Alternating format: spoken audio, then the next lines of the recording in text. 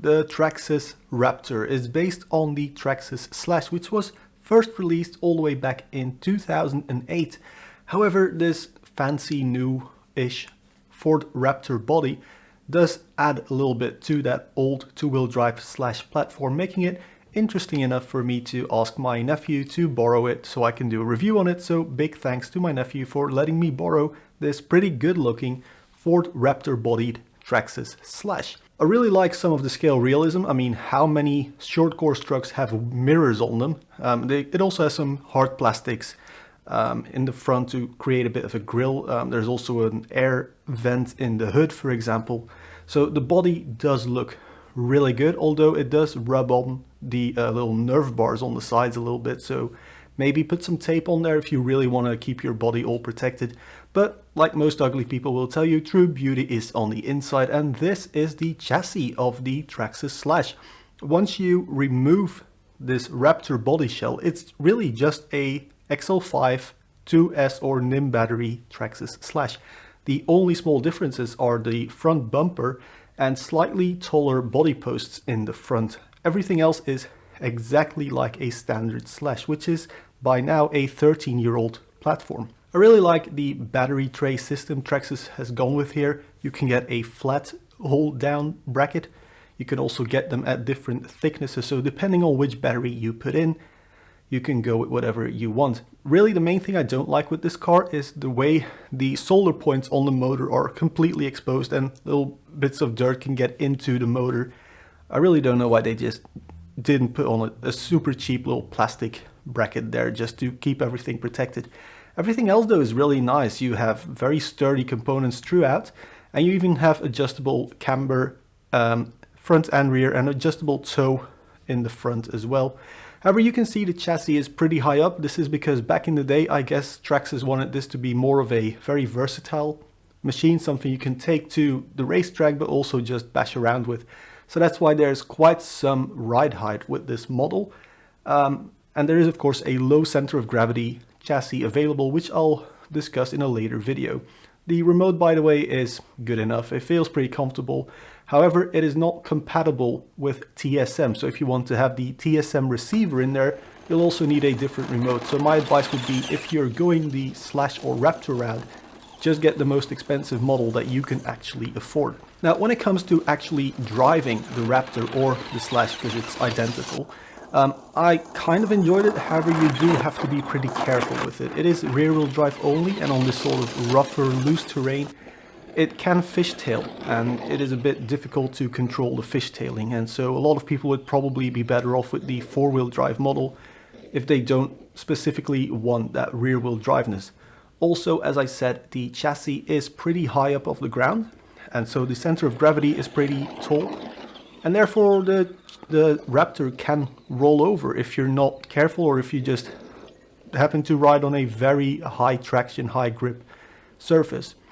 Also, as a result of this, there's a lot of body roll, and as the body rolls, the inner wheel kind of lifts up, and if that happens with the rear wheels, then all the power goes to that spinning wheel and you just stall in the middle of the corner.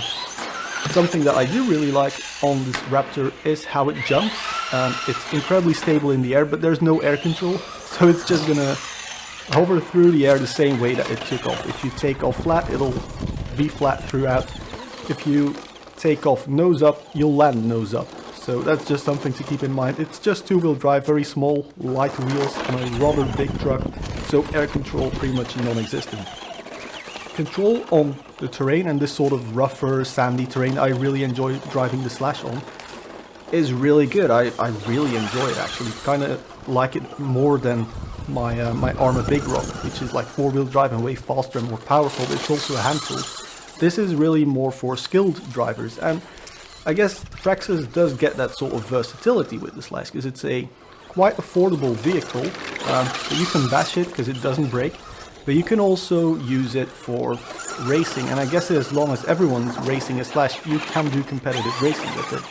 I obviously don't expect anyone to take a stock Slash and win a short course truck race with it, but I mean, there are a lot of upgrade parts, and I think when it really comes down to it, there are more upgrade parts available for the Slash than for any other RC car out there. Maybe some Tamiya chassis have more adjustable parts or upgradable parts, but I think the Slash is the most popular car by the most popular brand, and the aftermarket and first party upgrade support really shows that. There are hundreds, if not thousands, of upgrades available.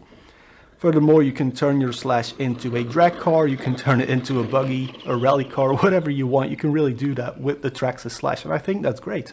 Now, in 8 years of uploading video reviews to YouTube, I've never given things a numerical score, but I think we're going to change that. So I've created the Uniscore to rate RC cars. And so the first thing that I'll be rating the Raptor on is durability. And I'm giving it a 9 out of 10. Reason being, I jumped it, I raced it. It's very durable, nothing seems to break.